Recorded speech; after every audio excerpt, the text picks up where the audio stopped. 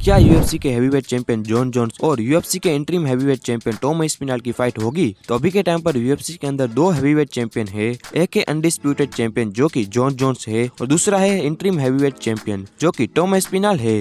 और अभी के टाइम पर काफी लोगों को ये फाइट देखनी है कि जॉन जोन्स फाइट करे टॉम एस्पिनॉल के साथ। पिछले कुछ टाइम से लगातार ये बातें चल रही है कि ये फाइट बुक हो और यूएफसी भी काफी ट्राई कर रही है। लगातार यूएफसी चाहती है कि जॉन जोन्स टॉम एस्पिनॉल के साथ फाइट करे। यूएफसी भी चाहती है कि यह फाइट हो, जॉन जोन्स टॉम एस्पिनॉल के साथ फाइट करे। इसमें काफी सारे रूमर्स चल रहे हैं। कुछ लोगों का ऐसा भी कहना है कि जॉन जोन्स ने यहाँ पर $30 मिलियन डिमांड करे हैं यूएफसी से। यहाँ पर यूएफसी में टॉम एस्पिनॉल से फाइट करने के लिए बहुत सारी चीजें और रूमर्स काफी गलत फैल रहे हैं और गलत इन्फॉर्मेशन फैली हुई है। तो आज हम इस वीडियो में इन सभी बातों के बारे में बात करेंगे, लेकिन उससे पहले आप वीडियो को लाइक और चैनल को सब्सक्राइब जरूर से कर देना यूएफसी और MMA related news update Hindi में देखने के लिए। बेसिकली भाइयों, जिनको नहीं पता मैं उसको एक्सप्लेन कर देता हूँ कि जॉन जोन्स यहाँ पर लाइट हैवीवेट डिवीजन से मूव अप करके हैवीवेट डिवीजन में गए थे और ये बहुत ही ज्यादा हाइप मूव था। और इनमें से बहुत सारे लोग इंतजार कर रहे थे कि जॉन जोन्स, जिन्होंने 10 साल से भी ज्यादा लाइट हैवीवेट डिवीजन को डोमिनेट करा,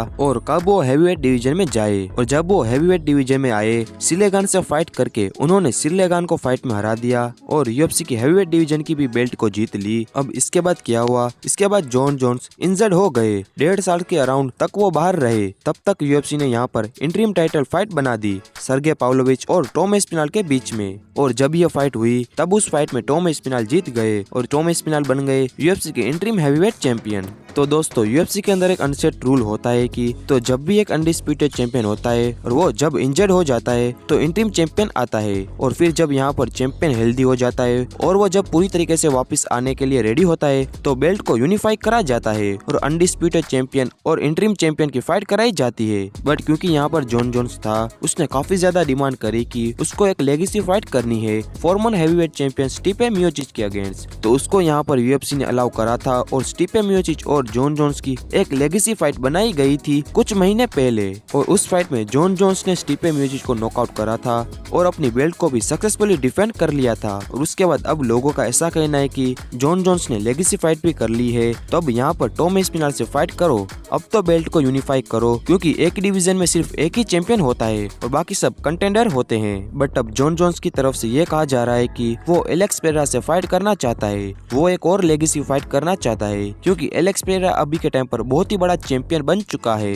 यूएफसी के अंदर उसका बहुत ही बड़ा नाम है, उसने बहुत सारी चीजें हासिल कर रखी है। लेकिन टॉम एस्पिनॉल एक अच्छा ओपोनेंट है, लेकिन उसने कुछ बहुत ज्यादा अचीव नहीं कर रखा है, जॉन जोन्स का ऐसा कहना है। अगर वो टॉम एस्पिनॉल को हरा देता है तो उसके रेज्यूम में कोई ऐसा बड़ा नाम ऐड नहीं होगा। ये सारी चीजें चल रही है। जॉन जोन्स को लोगों का कहना है कि जॉन जोन्स यहाँ पर अवॉइड कर रहा है, वो डक कर रहा है टॉम एस्पिनॉल को। वो टॉम एस्पिनॉल से फाइट नहीं करना चाहता। लोगों का कहना है कि टॉम एस्पिनॉल जॉन जोन्स को फाइट में हरा देगा। तो ये फाइट बनेगी या फिर नहीं बनेगी? यूएफसी तो ट्राई कर रही है इस फाइट को बनाने की। दोनों तरफ नेगोशिएशन फेल हो रही है। जॉन जोन्स यहाँ पर एलेक्स पेरेरा की तरफ डाए हुए है और कुछ टाइम पहले ये रूमर्स निकल के आई थी कि जॉन जोन्स ने यहाँ पर यूएफसी से $30 मिलियन की गारंटीड पे आउट की डिमांड कर रही है, तभी वो यूएफसी में टॉम एस्पिनॉल से फाइट करेगा। और देखिए, डेफिनेटली ये चीजें यहाँ पर 100% सही है कि जॉन जोन्स ने एक बहुत ही बड़ा अमाउंट डिमांड करा है यूएफसी से। और उन्होंने अपने पोस्ट फाइट प्रेस कॉन्फ्रेंस के अंदर भी कहा था कि अगर वो टॉम एस्पिनॉल से फाइट करते भी हैं, अपनी सारी लेगेसी यहाँ पे लाइन पे लगती है।